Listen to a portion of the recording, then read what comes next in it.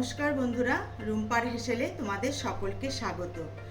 আমি আজ যে রেসিপিটা তোমাদের মধ্যে শেয়ার করব সেটা একটা নাস্তার রেসিপি বলতে পারো। সকালের ব্রেকফাস্ট বা রাতের ডিনারে তোমরা এটা অবশ্যই খেতে পারবে।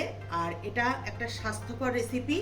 আমি আজকে যেটা তৈরি করবো সেটাকে পরোটা অথবা চিলাও বলতে পারো। এটা আমি শসা দিয়ে তৈরি করব। শসাটা আমাদের সবারই খুবই উপকারী একটা ফ্রুট। তা আমি আজকে এটা দিয়েই তৈরি করব, তার সঙ্গে ডিম। আর আমি এটা আটা দিয়ে তৈরি করব, যেহেতু স্বাস্থ্যকর তাই ময়দার থেকে আটাটাই বেস্ট। এই জন্য আমি আজকে আটা দিয়ে তৈরি করব। তাহলে চলো দেখে নেওয়া যাক আমার এই আজকের রেসিপিটি। আর এই রেসিপিটি প্রথম থেকে শেষ পর্যন্ত দেখার অনুরোধ রইল।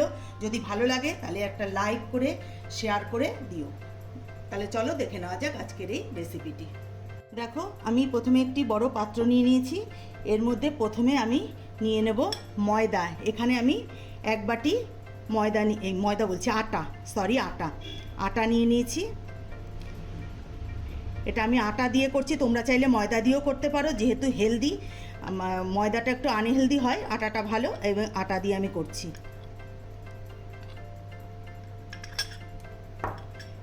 এবার আমি দিয়ে দেবো স্বাদ মতো লবণ। এটাকে তোমরা চিলা বা শসার পরোটাও বলতে পারো। দেবো গোলমরিচের গুঁড়ো একটু।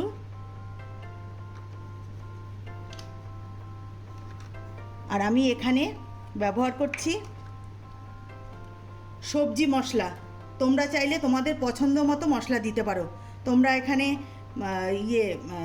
চাট মশলাও দিতে পারো বা ম্যাগি মশলাও দিতে পারো। আমি এখানে সবজি মশলাটা দিলাম। এবার দিয়ে দেবো এর মধ্যে আদা কুচি,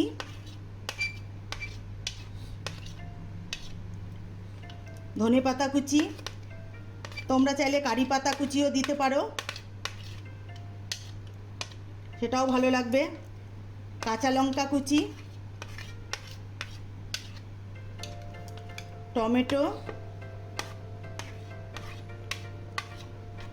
সবশেষে শসাকে দেখো আমি এইভাবে কুচি কুচি করে কেটে নিয়েছি। এবার আমি সব কিছুর সাথে এটা আমি ডিম দিয়ে তৈরি করব। এখানে আমি 3টে ডিম আগে থেকে ভেঙে নিয়েছি। এবার ডিমটা দিয়ে দিলাম। এবার আমি সব কিছুর সাথে ভালো করে মিশিয়ে নেব। মিশিয়ে একটা ঘন ব্যাটার তৈরি করে নেব। দেখো বন্ধুরা, ব্যাটারটা আমার একদম রেডি। ঠিক এই রকম ঘনত্ব হবে। এর থেকে বেশি পাতলা করলে চলবে না, আবার এর থেকে বেশি ঘন করলেও হবে না, ঠিক এই রকম হবে। এবার আমি এগুলোকে তৈরি করে নেব। তার জন্য এবার আমি চলে যাব গ্যাসের কাছে। দেখো, আমি গ্যাস ধরিয়ে প্যান বসিয়ে দিয়েছি। প্যানে আমি অল্প করে সাদা তেল দিয়ে দিয়েছি। তেলটা গরম হয়ে গেছে। এবার আমি এর মধ্যে 1 হাতা করে আমি এটা ঢেলে দেবো। আর তোমরা চাইলে এটা বাটারও করতে পারো, সেটাও ভালো হবে, কিন্তু আমি সাদা তেল দিয়েই করছি।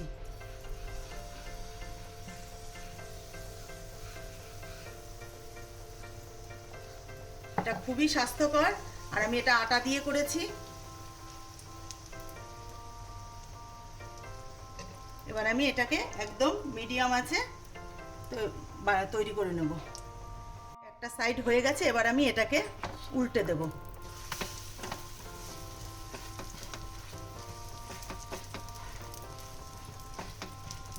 দেখো, এই পিঠটা কি সুন্দর লাল ভাবে হয়ে গেছে, মানে ভাজাটা হয়ে গেছে, ব্রাউন কালার এসে গেছে। এইভাবে আমি প্রত্যেকটাই এপিট ওপিট করে ভেজে নেব। এই দিকটা আরেকটু হবে। এইভাবে আমি প্রতিটা চিলা বা পরোটা যাই বলো না কেন আমি ভেজে নেব। দেখো, একটা আমার হয়ে গেল। এবার আমি আর একটা তৈরি করে নিচ্ছি।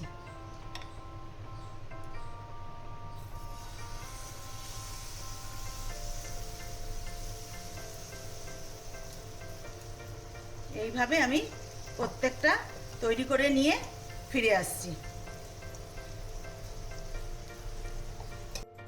দেখো বন্ধুরা, শসার চিলা বা শসার পরোটা যাই বলো না কেন আমার হয়ে গেছে। প্রত্যেকটা আমি তৈরি করে নিয়েছি। দেখো, আমি নামিয়ে নিয়েছি। এটা তোমরা সস কিংবা ধনেপাতার চাটনি বা নারকেলের চাটনি যে কোনো কিছু দিয়েই এটা খেতে পারবে। আর এটা রাতের ডিনারের জন্য একদম পারফেক্ট, গরম গরম, আর কিছুই লাগে না, সবজিও লাগবে না, কিছুই না। তা বন্ধুরা, আমার যদি এই রেসিপিটা তোমাদের ভালো লেগে থাকে তাহলে লাইক, শেয়ার, কমেন্টস করতে ভুলো না। আর আমার চ্যানেলের নতুন বন্ধু হয়ে থাকলে চ্যানেলটিকে সাবস্ক্রাইব করে নেওয়ার অনুরোধ রইল। আর যারা ফেসবুক থেকে দেখছো তারা ফেসবুকের পেজটিকে অবশ্যই ফলো করে নিও। তাহলে আজকের মতন ভিডিওটি এখানেই আমি শেষ করছি। ভালো থেকো, সুস্থ থেকো, নমস্কার। আর আমি একটু ওপর থেকে চাট মশলা ছড়িয়ে দিলাম।